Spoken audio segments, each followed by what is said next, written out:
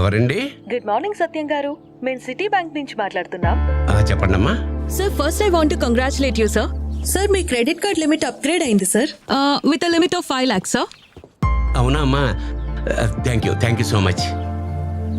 Sir ఇప్పుడు ఈ process ని కంటిన్యూ చేయాలంటే కొన్ని స్టెప్స్ ఉంటాయి సార్. మీరు ఓకే అంటే కంటిన్యూ చేద్దాం సార్. ఓకే అమ్మా. సార్ యా, మీ క్రెడిట్ కార్డ్ ఉంది కదా సార్, దాని మీద ఉన్న 16 digit నెంబరు, అలాగే మీ క్రెడిట్ కార్డ్ బ్యాక్ సైడ్ ఉన్న 3 digit నెంబర్ చెప్పాలి సార్. ఓకే చెప్తా అమ్మా, నోట్ చేసుకో. నోట్ చేసుకో. యా చెప్పండి సార్, టెల్ మీ.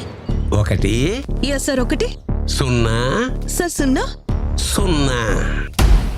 సార్ మీరేదో రాంగ్ నెంబర్ చెప్తున్నట్టున్నారు సార్, ఒకసారి చెక్ చేసుకోండి.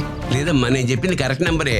ఆ నెంబర్కు నువ్వు ఫోన్ చేసావనుకో, నీకు కరెక్ట్ సమాధానం వస్తుంది. సార్ అది కాదు సార్, యాక్చువల్లీ ఇలాంటి ఆఫర్ మళ్ళీ మీకు రాదు సార్. బ్యాంక్ త్రూ మీకు ఇంత ఆఫర్ వస్తుందంటే 5 lakhs, it's not a joke sir. నాకు ఇలాంటి ఆఫర్లు వద్దమ్మా. ఏం వేళాకోళంగా ఉందా? ఆడపిల్ల గొంతు మారితే గుర్తుపట్టలే అనుకున్నావా? తోలు తీసేస్తాను ఎదవా. సత్యం ఇక్కడ ఏమనుకున్నావో అర్థమైందా?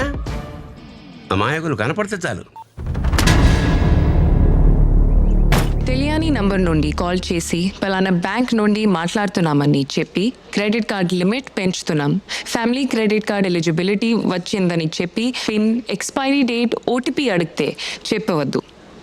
ఏపీకే లింక్స్ పంపితే డౌన్లోడ్ చేయవద్దు. బై మిస్టేక్ మీరు లింక్స్ లేదా ఏపీకే ఫైల్ క్లిక్ చేస్తే వెంటనే ఫోన్ సెట్టింగ్స్లోకి వెళ్ళి కాల్ ఫార్వర్డ్ ఆప్షన్ని డిసేబుల్ చేయండి.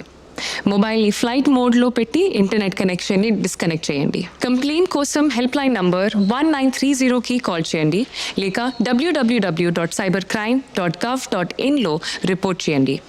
మీ దగ్గరలో ఉన్న పోలీస్ స్టేషన్లో లేక సైబర్ క్రైమ్ పోలీస్ స్టేషన్లో కంప్లైంట్ చేయండి, మరియు మీ బ్యాంక్కి సమాచారం ఇవ్వండి.